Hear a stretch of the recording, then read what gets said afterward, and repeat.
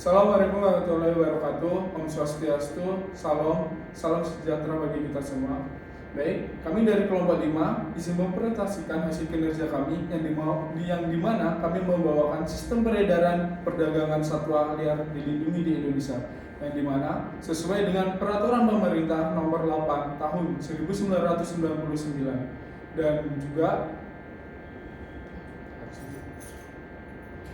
juga di sini ada anggota dari kelompok 5 dan saya sendiri Joni Pranata dengan akhiran NIM 025 dan saya sendiri kalau Lagina dengan akhiran NIM 049. Saya Febriani Yentri Evelyn dengan akhiran NIM 005. Saya Sarno Berbulo dengan akhiran NIM 064. Saya Setia Fina dengan akhiran NIM 095. Dan itu anggota kami, dan seterusnya izin kami untuk mempresentasikan hasil kinerja kami.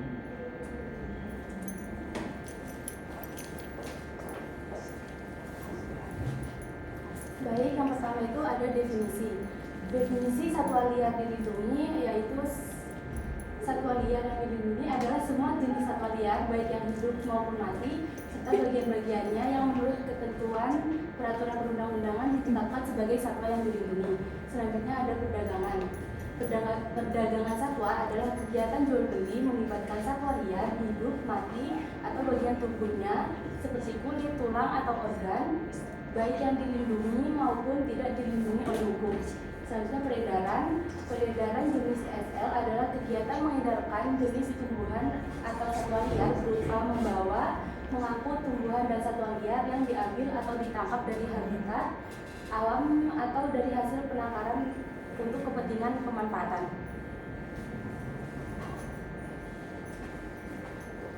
Selanjutnya ada bentuk pemanfaatan. Yang pertama, perburuan dilakukan hanya terhadap jenis satwa liar yang tidak dilindungi dan tidak termasuk dalam appendix CITES serta dilakukan di daerah tertentu dengan izin resmi. Kedua, penangkaran, usaha membudidayakan satwa liar dengan cara mengembangbiakkan dalam lingkungan yang dikuasai manusia. Dan yang ketiga, perdagangan spesies yang berasal dari hasil penangkaran atau tangkapan sah baik untuk pasar domestik maupun internasional. Keempat, pemeliharaan untuk kesenangan. Pemeliharaan individu atau lembaga terhadap satwa liar wajib dilengkapi dengan izin dan laporan asal-usul satwa tersebut.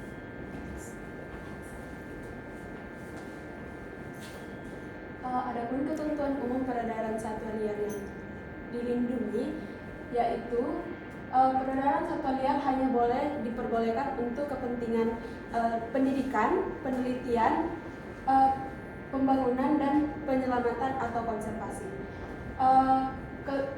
Ketentuan umum peredaran satwa liar harus mendapatkan izin dari Kementerian Kehutanan sebagai otoritas pengelola konservasi tumbuhan air dan satwa liar.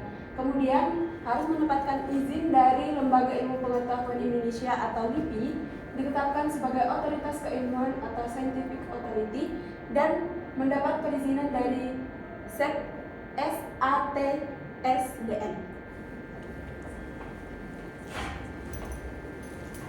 Baik, di sini saya akan melanjutkannya. Itu ketentuan umum perdagangan satwa liar yang dilindungi.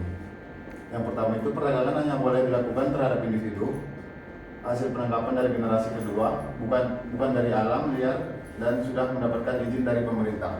Yang kedua itu ada dokumen dan legalitas. Adapun dokumen dan legalitas itu yaitu SATSDN, sertifikat penangkapan, CITES. Dan ada larangan yang pertama itu satwa liar dilindungi dari alam liar, satwa tanpa dokumen sah, dan yang ketiga itu satwa dalam kondisi sakit atau membahayakan manusia. Next.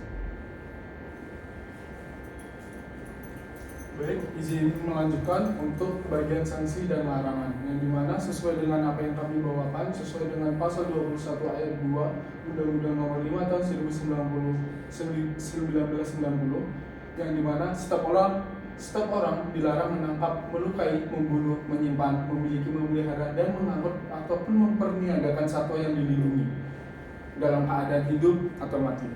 Yang kedua, mengeluarkan satwa yang dilindungi dari suatu tempat di Indonesia ke tempat yang lain, contohnya ke Jepang maupun ke luar negeri atau lain halnya.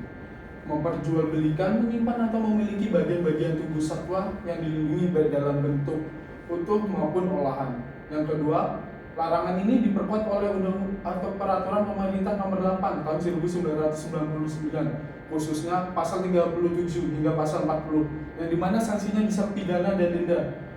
Dan yang berikutnya yaitu tujuan adanya larangan dan sanksi. Sanksi terhadap pelanggaran terhadap larangan tersebut diatur dalam pasal 40 Undang-Undang nomor 5 tahun 1990, yaitu pidana, penjara, dan denda. Dan yang terakhir, penegakan hukum di lapangan itu dilakukan oleh Kementerian Lingkungan Hidup dan Kehutanan, Balai Konservasi Sumber Daya Alam, Kepolisian, dan juga Dirjen Penegakan Hukum Lingkungan Hidup dan Kehutanan.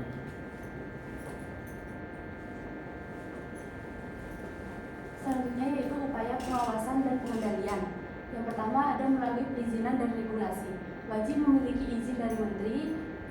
Perdagangan hanya boleh dilakukan untuk hasil penangkaran generasi kedua atau generasi selanjutnya, serta dinyatakan sebagai satwa yang tidak dilindungi. Yang kedua ada pengawasan administratif dan teknis. Setiap perdagangan satwa liar baik dalam negeri maupun ekspor impor wajib dilengkapi dokumen yang sah. Selanjutnya yang ketiga penandaan dan sertifikasi. Satwa liar hasil penangkaran wajib diberi penandaan atau sertifikasi.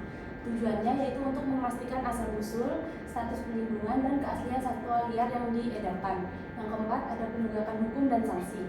Ekspor, reekspor, atau impor tanpa dokumen, memasukkan dokumen atau menyimpang dari syarat dokumen dianggap sebagai penyelundupan dan dapat dikenai sanksi hukum. Yang kelima, koordinasi dan sosialisasi. Pemerintah melakukan sosialisasi, pengawasan, dan koordinasi lintas instansi untuk memastikan pengendalian peredaran satwa liar berjalan efektif. Lembaga konservasi, lembaga penelitian, dan masyarakat didorong untuk berperan aktif dalam pengawasan dan pelaporan dugaan pelanggaran. Baik, izin melanjutkan lagi. Di sini kami mau mengambil studi kasus adalah perdagangan satwa liar yang dilindungi tidak dilindungi dalam aturan hukum nasional dan internasional. Yang dimana ceritanya, yang di sini tuh dibuat ada salah satu kasus dan dimana ada aktivitas ilegal yang tidak sesuai dengan CITES atau Convention on International Trade in Endangered Species, menjadi acuan internasional sendiri untuk menentukan bahaya atau tidaknya spesies tersebut. Dan salah satu kasus ini adalah mencerminkan celah hukum yang terjadi pada 12 November 2019, yang dimana seorang warga Jepang berusaha untuk menyelundupkan kadal panana atau dalam nama umumnya sendiri yaitu Tilapia gigas ke Jepang. Satwa ini termasuk tidak dilindungi. Namun sebelum ini menjadi tidak dilindungi sendiri, dalam kategorinya ini sudah menjadi dilindungi. Namun ketika ini ditangkap dan dicek lagi dalam CITES-nya itu sendiri, itu menjadi tidak dilindungi, sehingga menjadi celah hukum bahwa pelaku ini tidak dapat dihukum, yang dimana menunjukkan bahwa 45 ekspor Tilapia gigas ke Amerika Serikat yang awalnya tercatat sebagai tangkapan liar menjadi hasil penangkaran, yang dimana bisa kita simpulkan lagi bahwa ada celah hukum lagi, penangkaran bisa menjadi salah satu modus pelaku untuk penyelundupan ini.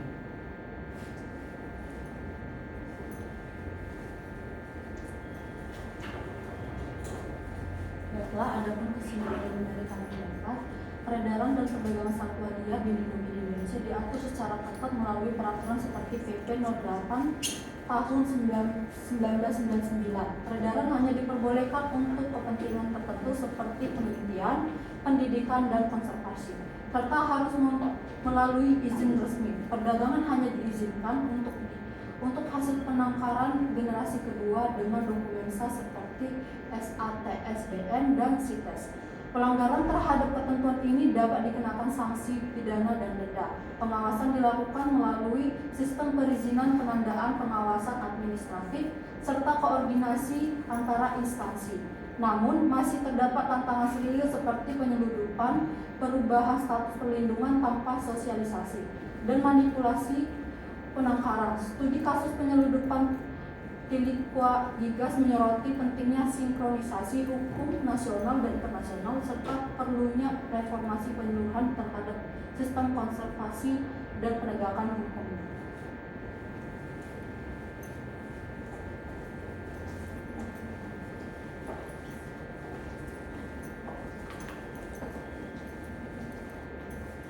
Baik, terima kasih. Sekian yang bisa kami sampaikan terkait presentasi pada hari ini, dan bila ada tutur kata yang kurang ataupun kurang berkenan di hati Ibu, kami sampaikan mohon maaf. Dan bila juga ada tata cara kami yang kurang dalam penyampaiannya, kami ucapkan mohon maaf. Selebihnya kami ucapkan terima kasih sudah meluangkan waktunya untuk melihat video kami. Sekali lagi, wassalamualaikum warahmatullahi wabarakatuh. Om Swastiastu, salam, namo buddhaya, salam sejahtera bagi kita semua.